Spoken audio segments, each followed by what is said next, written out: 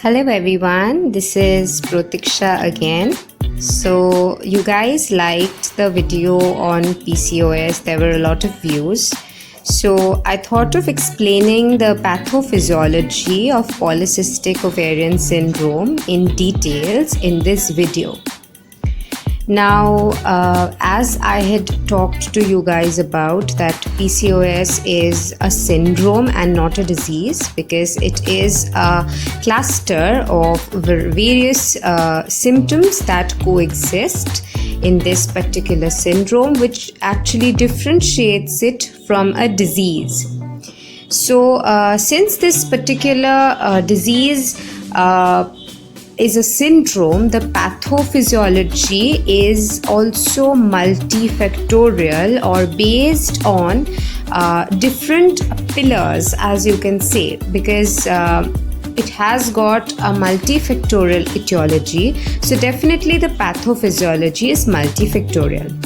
Now the most common cause, as we know, is obesity.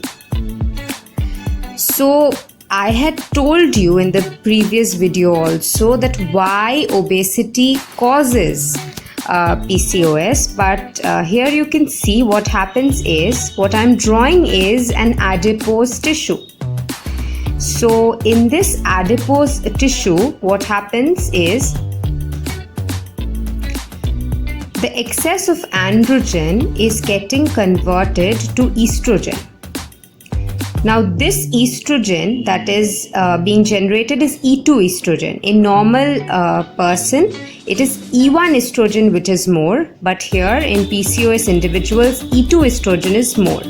This is due to the upregulation of the gene coding for aromatase enzyme, because you can see aromatase is being needed for this particular conversion to take place. The pathophysiology can be broadly explained based on 4 pillars here.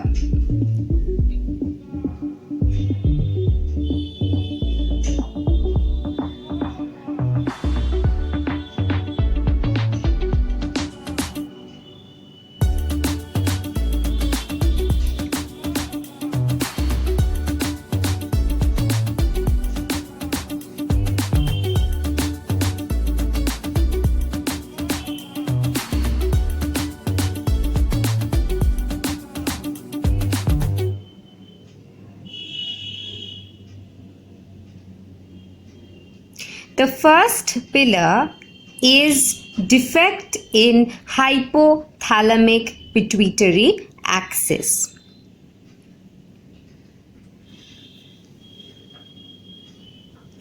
The second is increased levels of androgen. The third is anovulation. And the fourth is obesity and insulin resistance. So as I had told you, there is increased E2 estrogen because of its increased conversion from androgen, because of which there are 2 effects. This increased E2 has a negative feedback on FSH and a positive feedback on LH.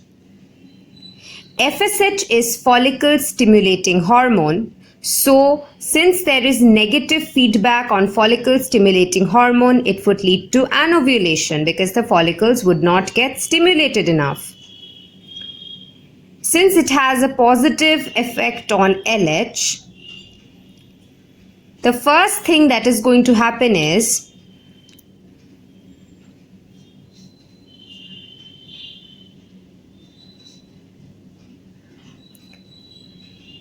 there is going to be a deficiency of an LH surge. Why? Because the LH will be increased from the first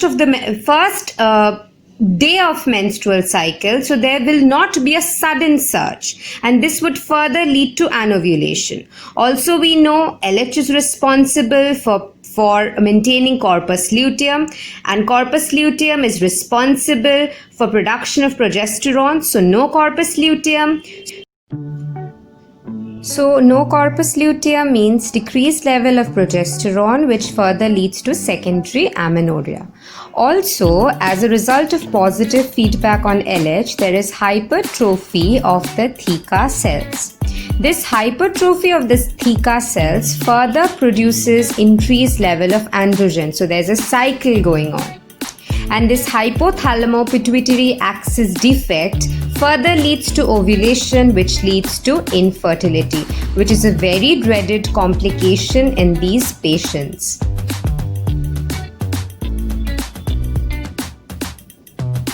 The very important cycle of obesity and insulin resistance. Obesity leads to hyperinsulinemia.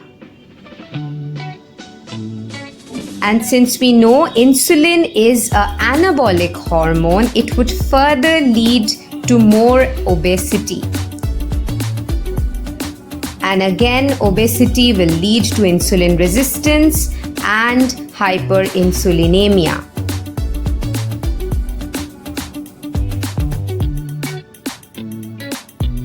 Here, see, the cycle keeps on going on. These are the vicious cycles at play.